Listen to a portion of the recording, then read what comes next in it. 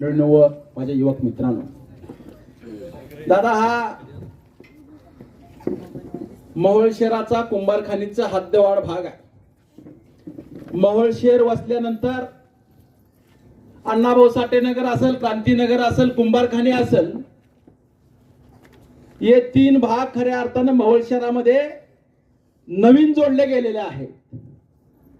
कालच भाषण करत असताना मी सांगितलं की अण्णाभाऊ साठे देखील नगर देखील नवीन जोडलेला असताना तिथली पाण्याची व्यवस्था अतिशय चांगल्या पद्धतीने झाली, तिथल्या रस्त्याची व्यवस्था, तिथल्या ड्रेनेज लाईनची व्यवस्था खऱ्या अर्थाने चांगल्या पद्धतीने आम्ही त्या ठिकाणी करून दाखवली। या भागातला सदस्य मागील 20 वर्ष झालं संजय अण्णा क्षीरसागर या भागातला सदस्य होता। त्यांच्या घरचे इथले सरपंच होते। सुशील क्षीरसागर दोनदा या भागातला सदस्य होता। मला आवर्जून या ठिकाणी सांगायचं, या भागाच्या समस्या जशाच्या तशा आहेत। हे रस्ते केले, जेवढे रस्ते केले तेवढे हे देखील आम्हाला या ठिकाणी निधी खर्च करायचा होता, म्हणून आम्हीच बळबळ या ठिकाणी इथले प्रस्ताव घेतले आणि इथं रस्ते करण्याची भूमिका घेतली।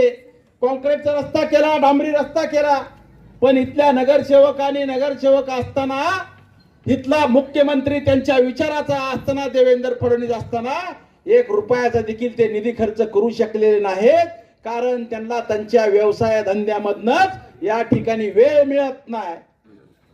खऱ्या अर्थाने इथला अनेक वर्ष झाला इथला प्रश्न आहे।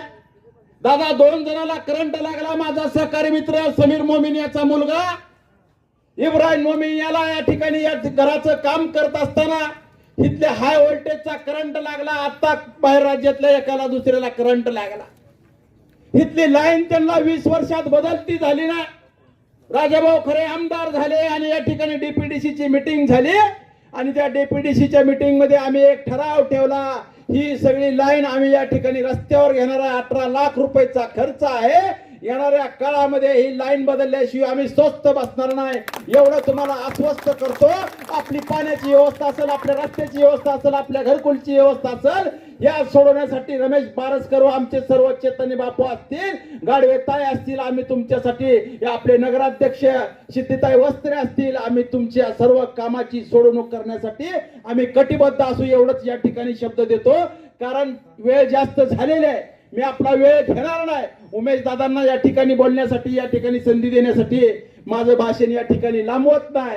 पण अनगरकरांनी आपल्या मोहोळ शहरातलं या ठिकाणी रजिस्टर ऑफिस नेलं, आपल्या शेळ्या मेंढ्याचा बाजार अनगरला नेला, आपल्या गुराचा बाजार अनगरला नेला, इथलं अप्पर तहसील कार्यालय अनगरला नेला, इथला निधी वरभरून अनगरला नेला। मोहोळ शहराची 40,000 45,000 लोकसंख्या असताना फक्त 43 कोटीची पाणी पुरवठा योजना आणि अनगरची 12,000 असताना तिथली 80 कोटीची योजना, सगळा मोहोळचा निधी अनगरला नेण्याचं पाप माझे आमदार राजनजी पाटील यांनी केलेलं आहे। आणि हे सर्व उघड्या डोळ्यानं मशालवाल्यांनी बघितलेलं असताना एकदा देखील अनगरकराला त्यांनी विरोध केलेला नाही।